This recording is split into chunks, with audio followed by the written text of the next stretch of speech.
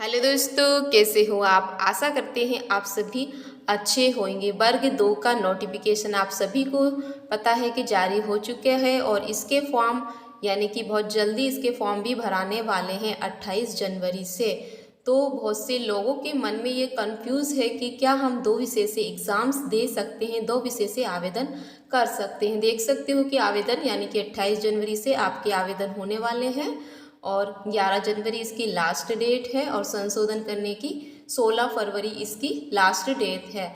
तो आप आवेदन स्टार्टिंग में ही कर देना। तो क्या है ये नियम, आप देख सकते हो रूल बुक में साफ साफ लिखा है। 12.7 को पढ़िएगा। अभ्यर्थी एक से अधिक विषय की चयन परीक्षा में बैठ सकते हैं, बशर्ते यह है कि उन सभी विषयों में निर्धारित शैक्षिक योग्यता रखना हो तथा उन सभी विषयों में शिक्षक पात्रता परीक्षा यानी कि 2018 और 2023 यानी कि आपने 2018 और 2023 में जिन विषयों के साथ पात्रता परीक्षा उत्तीर्ण की है उन्हीं विषयों के साथ आप क्या है कि चयन परीक्षा में आवेदन कर सकते हैं। ये आपका नियम है।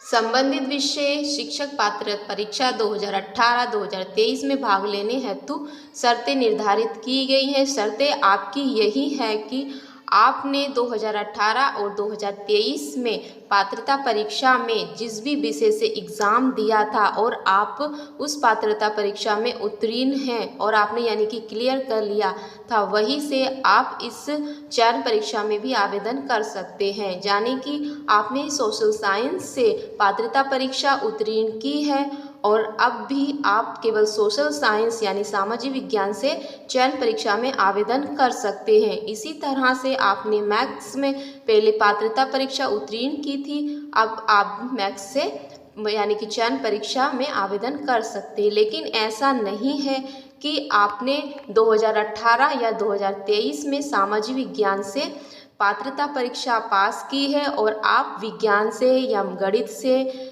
यानी कि अन्य विषय से फॉर्म डालना चाहते हो तो ऐसा बिल्कुल भी नहीं होगा। उन्होंने साफ साफ नियम में लिखा है कि अभ्यर्थी एक से अधिक विषय में चयन परीक्षा में बैठ सकते हैं। लेकिन क्या है वह शर्तें क्या है उनकी, सभी विषयों में निर्धारित शैक्षिक योग्यता रखता हो यानी कि विषयों में शिक्षक पात्रता परीक्षा यानी 2018-2023 जिस भी विषय में उसने उत्तीर्ण की है उसी विषय से फॉर्म डाल सकता है, अन्य विषय से वह फॉर्म नहीं डाल सकता। यदि वह अन्य विषय से फॉर्म डालेगा तो उसका फॉर्म क्या है, रिजेक्ट हो जाएगा। तो आप दोस्तों ऐसी गलती बिल्कुल भी मत करना। जिस विषय से आपने पात्रता परीक्षा पास की है उसी विषय से आपको चयन परीक्षा में बैठना है।